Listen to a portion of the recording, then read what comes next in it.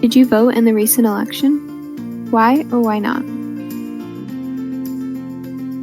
Did you know that only 61.4% of eligible voters voted in the 2016 presidential election, according to the U.S. Census Bureau's article, Voting in America, a look at the 2016 presidential election? That statistic is only counting those who are registered to vote.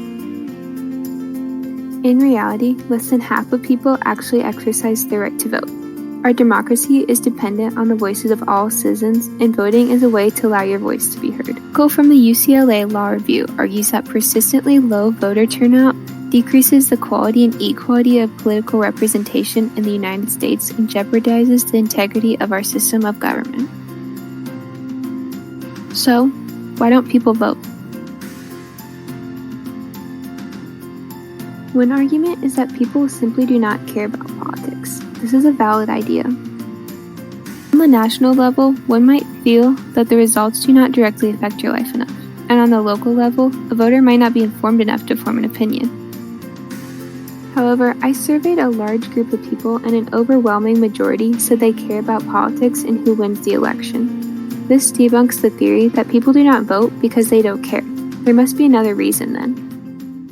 An article titled Informed Citizens further argues that citizens care about politics and claim to be informed. However, they're not well informed about American government and politics.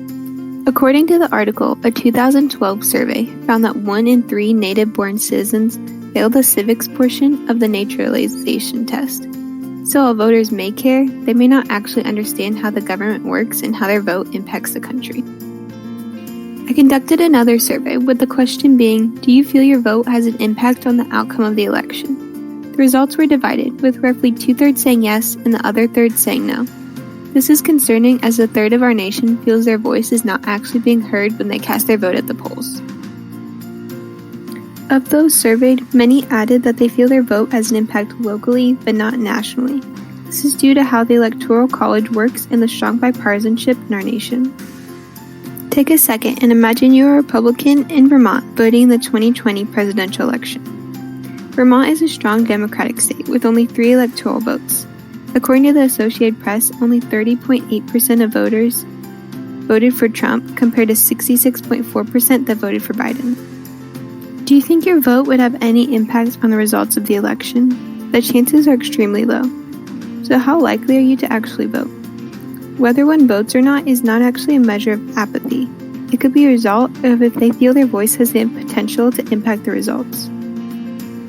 2020 saw arguably one of the most critical elections in our recent history. The results will pave the way for generations to come and create precedent on a variety of important issues.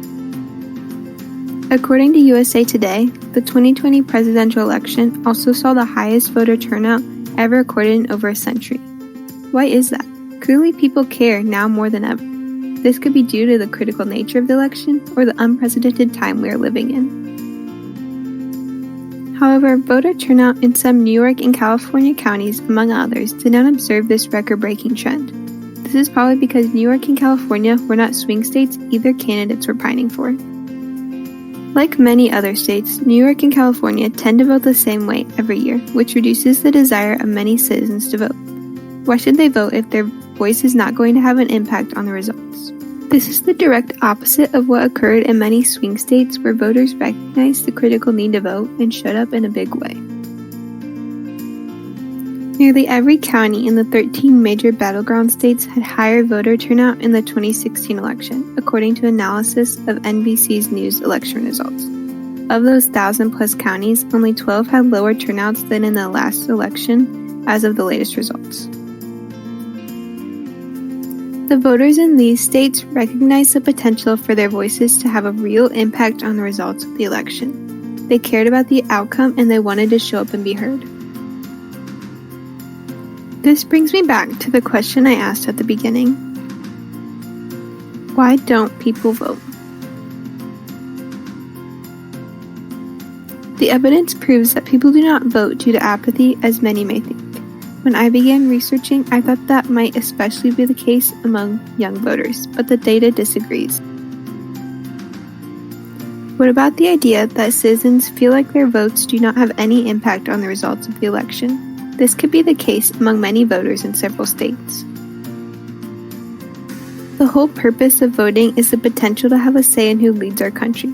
All eligible voters should feel their voice is heard in the election despite the outcome. So could this mean there's a fatal flaw with how we vote in the United States? One thing is clear. High voter turnout produces the fairest results possible with the current system, meaning participation is necessary from every eligible voter.